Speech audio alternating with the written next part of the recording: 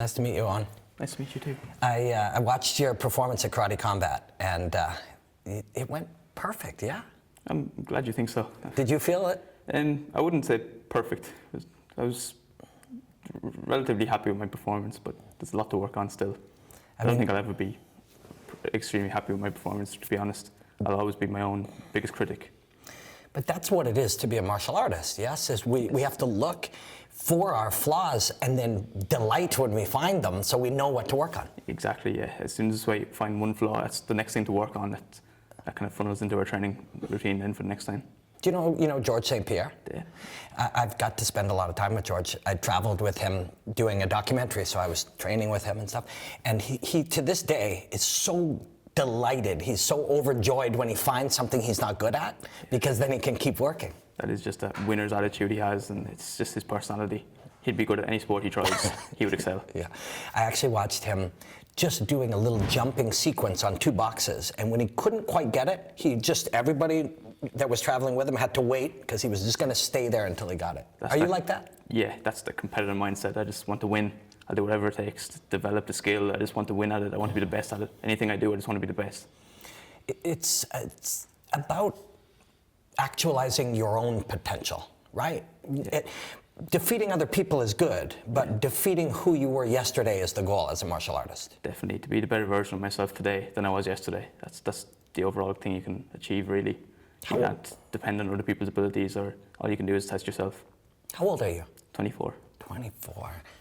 When you were 12, is this where you hoped you would be? Were you already a martial artist? Did you have dreams of fighting? Yeah, I was a world champion at 12 in traditional karate. So yeah, it was kind of long-term goals. I always seen myself into boxing or mixed martial arts.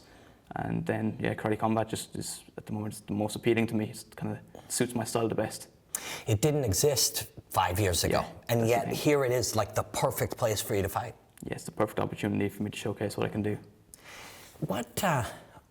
Can you imagine that at some point there's going to be really tough setbacks? Can you imagine that? Is that a reality for you? Yeah, definitely. Definitely. I treat every fight as if it's going to be the toughest fight I'm ever going to do. Like if I thought it was going to be easy, I just wouldn't put in the effort training. I train as hard as I can every day, preparing for the best fights. If the opponent isn't as good as expected, then so be it. That's just a kind of a lucky escape. But I'm preparing for the best opponent imaginable every time. Is it possible that that you could underestimate what you're capable of too? Do you know what I mean? Where you can see an opponent, a challenge as so high that it actually prevents you from imagining what you're capable of. Do you know what I mean? That little struggle of finding out how to judge your own skill. I always, in my training, my shadow boxing or anything, I always picture myself fighting myself. I always prepare as if I'm going to fight the best version of myself. So that kind of lets me pick my little flaws and lets me pick my strengths so I can execute them in the fight. So if I was fighting myself, I notice I have fast hands. That's one thing I need to really execute in the fight.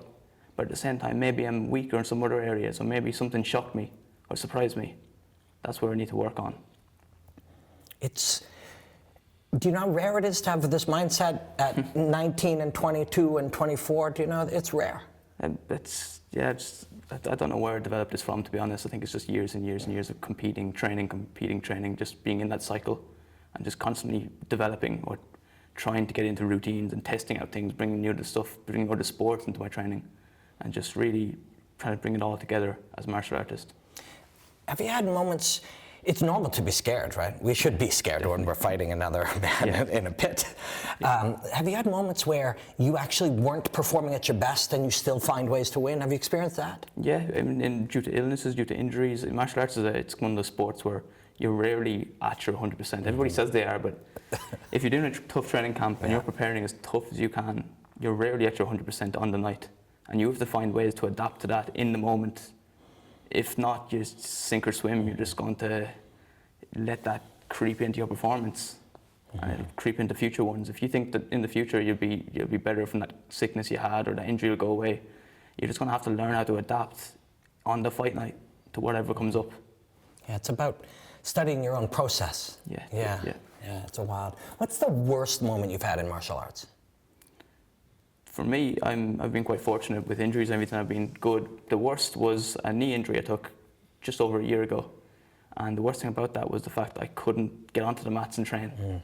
I was from the sideline looking at everybody else training, and it was just very, very hard to stick discipline to just going over fights and not being able to physically perform and watching everybody else excel. So for me, not participating was my toughest.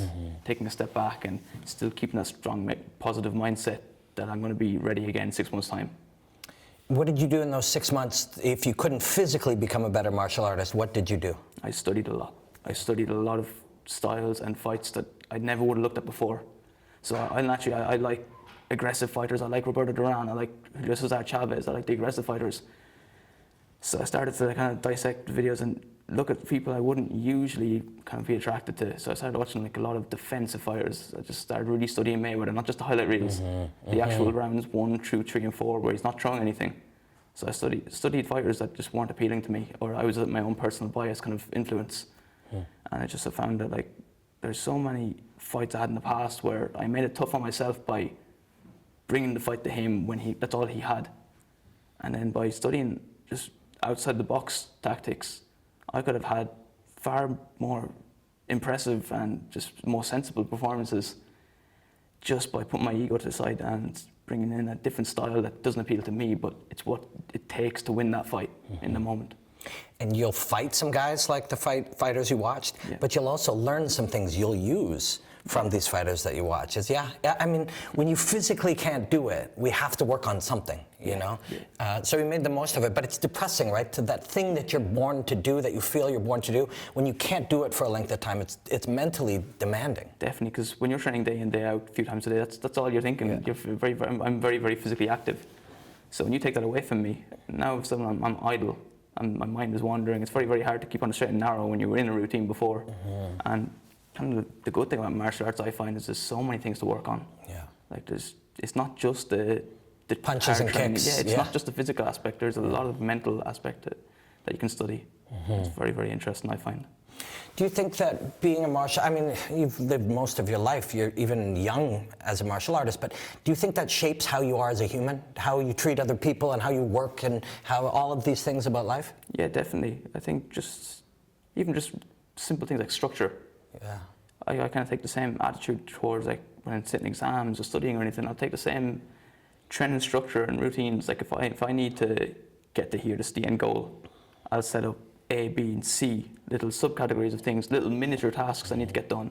And that's the same kind of martial arts. You'll set up a series of combinations and you work on them for 6 weeks, hoping on the fight night that's going to be your style. So it's a bit like that with tests or anything like that, or any kind of thing that stresses me out like that. I find it very, very easy to apply that structured routine and kind of that incremental development stages to other stuff in life. It's like studying process. You can apply the process to other things. Karate combat, one of the reasons probably that we like it so much is a martial artist created it. When Adam put it together, he used what he learned about his life and about martial arts and applied it to business. That's why this is so, you know, it feels like a martial artist's place. Yeah, at the same time, it still feels like a tournament. That's what's very fascinating about this. It's, for me, I'm turning up and fighting, just like any other fight, like just like any other boxing or MMA fight. But yeah, from the outside perspective, for the fans, it's a different experience altogether. How many fights is the most you've ever done in a day in tournament karate? Oh, in tournament karate, I could have done 6, 7, 8 fights. You have a few different events I've done, could be towards 10 maybe on some days. Are you able to, is it viewed different now when you're going to go, if I want to win, I may have to fight 9 times. Here is only one guy, 2 arms, 2 legs at a pit. Yes. Is it a different context and preparation? Yes, because you've compacted everything I'm going to do needs to be concentrated down to 9 minutes. That's all I've got. I've only got 9 minutes to show that I'm better than this guy or defeat him.